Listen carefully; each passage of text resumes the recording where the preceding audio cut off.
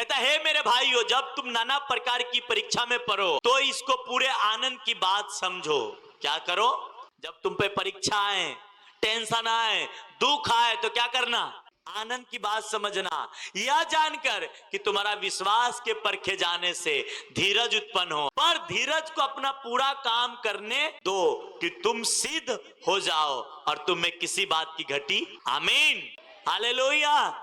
परीक्षा इसलिए नहीं है कि आपको टॉर्चर, आपको दुख देने के लिए, वो इसलिए है कि क्या? तुम सिद्ध बन सको। क्या बन सको? जो जानवर डंटा खा खा के, जो बच्चे डंटे खा खा के बड़े होते ना, उसे पता रहता है कि पैसे कैसे संभालनी। हाँ, सही बात है कि नहीं? और जिसको पता ही नहीं है वो तो पैसा आया बस। हाँ, आज भी मैं घर में सिखाता हूँ, खर्चा करना बड़ी बात नहीं है, इसे संभालना बड़ी बात है। हाँ, कमाना भी बड़ी बात नहीं है, इसको संभालना। पैसा खराब नहीं है, पर पैसा किसके हाथ में ज्यादा है वो खराब। क्या मेरे हाथ में पैसा ज्यादा है, मैं लोगों को हेल्प कर रहा हूँ, किसी के पास हाथ में ज्यादा पैसे, दूसरे को मर्डर करवाने के लिए पैसा यूज कर रहा है, ये गलत। मैं आपको बोलूंगा आ जाओ प्रार्थना में, क्या फायदा है मेरा? आप नहीं आएंगे, दूसरा कोई आएगा, पर आप आएंगे आपका फायदा है। आमीन, हालेलुया, प्रेज द लॉर्ड। ये ऐसी चीजें हैं जो शैतान आप पे को अटैक करता है, और इसलिए मुझे जब समझ में आ जाता है इस एरिया में शैतान अटैक कर रहा है, मैं खुद विजिटिंग कर देता हूँ। बोलता नहीं, अभी मेरे को काम है। जब तक आप उसकी असर को ना समझे, आपको नहीं समझ में आए।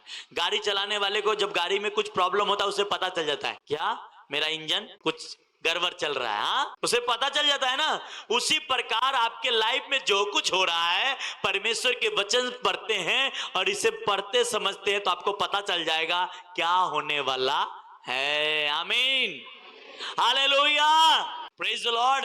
यीशु मसीह ने पति पत्नी को जोड़ा है, तोड़ा नहीं है। लोग कहते हैं यीशु मसीह, अरे यीशु मसीह ने घर बसाया है, घर को तोड़ा नहीं। आपके लाइफ को जोड़ेगा वो। आमीन। आप इतने खुश पति पत्नी होंगे, इतने आनंदित परिवार आपकी होगी जितने आपने कल्पना नहीं किए होंगे। आप यीशु को अपने हृदय में रखे रहें, प्रार्थना में रहें, एक दिन वो उतना खुशी आपको दे देगा, आप बोलेंगे स्वर्ग मेरे लिए इस धरती पे ही है। आमीन, हालेलुया, हालेलुया।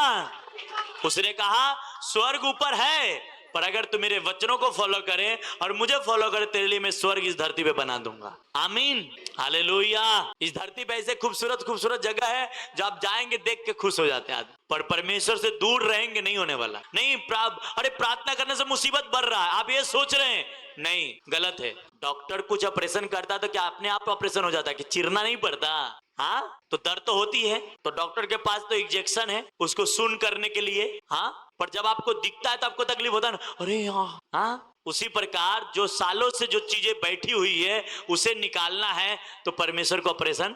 लोग विश्वासी नशों में जूझ रहे हैं, उसे ये नहीं पता एक जीवित चर्च के हिस्सा बने, एक अच्छे कलीसिया में अंदर जाएं। अच्छा, खासकर तो ऐसे हैं कि कुछ तो सेवक दारू पीते हैं, नशा करते हैं, तब क्या है? और ऐसे लोगों के साथ आप बैठते उठते हैं। बाइबल में लिखा है बुद्धिमान के संगति कर तो बुद्धिमान जैसा संगत वैसा रिजल्ट होता है कि नहीं होता है? अपने बाप दादा इतने पढ़े लिखे नहीं तो वो भी ये बातें सिखाते थे कि भैया अच्छे संगति करना, पर एक विश्वासी एक भूल गए, कहते अरे जाने तो प्रभु दया करेगा, तो चिपकाए रहो दया। तुम परमेश्वर से ज्यादा दयालु बन गए हो। यहाँ पे कोई है परमेश्वर से ज्यादा दयालु? परमेश्वर से ज्यादा दयालु आप बन ही नहीं सकते, क्योंकि उसने जान दिया है। क्या दिया है? उससे ज्यादा दयालु आप। कहते अरे इस पे दया कर, तो जाने दो, उसका बच्चा ऐसा करता है ना, उसका पति ऐसा करता है ना, ये बहन तो बड़ा अच्छी है ना, ये प्रार्थना अच्छे नहीं। ब्लड ग्रुप कौन सा है? वही है ना कि दूसरा है? आंख खोलो विश्वासी लोग, रिश्ता रखो, पर जहां आत्मिक बात आती है वहां पे न रख। किसी से दुश्मनी मत करो, पर आत्मिक बात जहां है वहां पे नहीं। वो नरक जाएंगे तो आपको भी नरक लेके जाएगा। आप स्वर्ग में जाएंगे और वो गलत काम के तो वो उसको आप स्वर्ग नहीं ले जा सकते, वो नरक में जाएंगे। इसीलिए परमेश्वर ने आपको स्वर्ग के अधिकारी होने के लिए और ब्लेसिंग को पाने के लिए आशीष दी। कुछ तो ऐसे हैं कलीसिया में आया और 2-4 लोगों को लेके आया, और जिस दिन गया वो 2-4 आदमी को भी भर दिया। क्या हुआ? अब बेचारे 2-4 आदमी की क्या गलती? अब उसको कह दिया भाई मैंने तुम्हें लेके गया तो मेरे साथ चलो। अब वो बेचारी अब क्या करे? बोला नहीं तो झगड़ा होगी, चुप मार जाओ घर पे। धीरे धीरे विश्वास खत्म, प्रार्थना में जाना बंद। ये सारा गुनहगार उन आदमी को उठाना पड़ेगा जिसने उसे हटाया है। आपको क्या लगता है? हम लोग मेहनत करते एक अविश्वासी को विश्वासी में लाने, विश्वास प्रभु पे कराने को, और एक विश्वासी को एक विश्वासी भटकाने की कोशिश में है, तो परमेश्वर उससे क्या रिजल्ट देगा और क्या उसको इफेक्ट होगा वो परमेश्वर जानता है। आमीन, हालेलुया। आप सोच रहे हैं कि नहीं, इसलिए ऐसे लोगों को नहीं सुनना है, आपको आगे बढ़ना है, नहीं तो आपके विश्वास को डाउन कर देगा। क्या कर देगा? आपके विश्वास को जला डालेगा और धीरे धीरे आप घर पे रहेंगे, प्रार्थना नहीं आएंगे, धीरे धीरे क्या होगा? अरे जाने दो, क्या जाना। रोज आप गाड़ी पे जाए काम पे, आपको आदत लग जाएगी, लग जाती कि नहीं? पर अगर 2-4 दिन बंद कर दे, फिर चलो सुबह उठेंगे, रात को तैयारी करें, कल सुबह जल्दी जाएंगे, फिर वापस सो ही गया, क्योंकि आदत धीरे धीरे। उसी प्रकार प्रार्थना में एक्टिवेट रहो। क्या रहो? आमीन।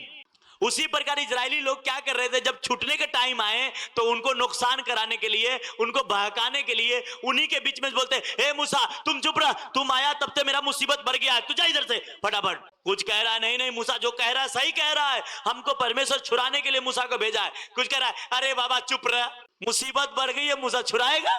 मुसीबत डबल होते जा रही है। हाँ, जितनी ईंटें बनानी थी उसे डबल बनानी पड़ रही है। अब क्या मुसीबत कम हुआ है? पर जब धीरज धारा वही लोग, वो लोग आजाद हो गए।